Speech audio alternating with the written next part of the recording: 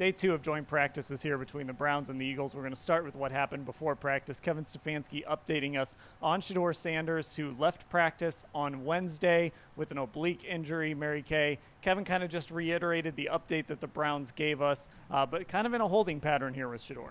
Right. He said they're going to have to put him down for a little bit, which means to me there's no way he's playing in this game against the Eagles on Saturday. He's not ready to say that yet, but we know it. You can't fool us. Shedeur's going to be sitting out this game.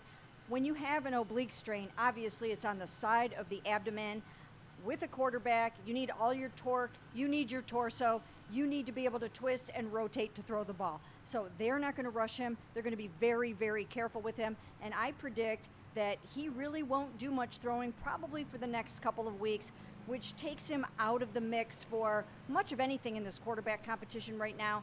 The goal for him is to get healthy. Yeah, Ashley, I mean, I know the word day-to-day, the phrase day-to-day is getting thrown around, but we know how, I guess, nebulous that can be when Kevin Stefanski is using it. Yeah, I think this team is just very cautious in terms of their messaging about injuries. Now, Kevin did say if this was a lineman, for example, it would be an injury you can play through, but he specified kind of what Mary Kay was talking about. When you're a quarterback, you need those muscles for so much. So who knows how long something like this could really take before you're 100% full go and the best version of yourself even. Now, one thing we don't know for sure yet is if we'll see Dillon Gabriel starting on Saturday afternoon against the Eagles, or if we're going to get 4 quarters of Tyler Huntley. Mary Kay, Kevin was again evasive about that whole plan, but it does feel like this is trending towards Dillon being able to start.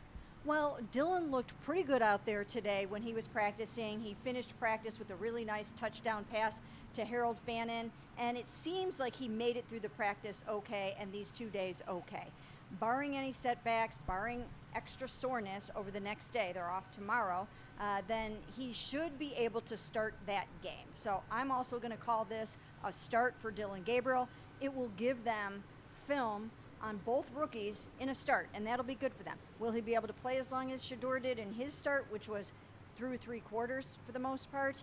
I don't know if they'll go that long with Dillon, given the hamstring situation, because as we've talked about, they need him healthy for the season to potentially be the backup, depending on what's going on with Kenny and Shedeur and whatnot. So I think Dillon will start. Not sure how long he'll play. Yeah, and it doesn't feel like they necessarily need or want as big a sample size as they got from Shedeur Sanders in that game where they put him out there for 3 quarters. I mean, they feel pretty comfortable with Dillon Gabriel. Everything they're telling us, Ashley, is they feel pretty comfortable with where he's at. Yeah, that continues to, I think, be the messaging from them. And again, I mean, you see it in the kinds of reps he's getting still out here as he's worked his way back. And yeah, I mean, the reality is with all these injuries in that room right now, they're going to need somebody healthy to be the backup too, right behind Joe Flacco, seemingly where this is trending. So all things are kind of pointing in Dillon's direction to me.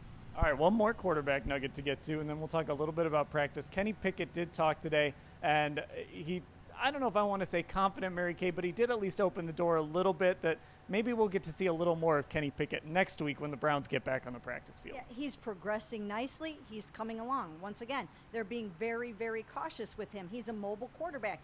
You need your hamstrings to run around like that. So he'll be able to do more next week. But in terms of the starting job, I've taken him out of the mix for that. They haven't yet. I have. And I just, like I have said so many times before, I think right now, in part because of injuries, it's Joe's job.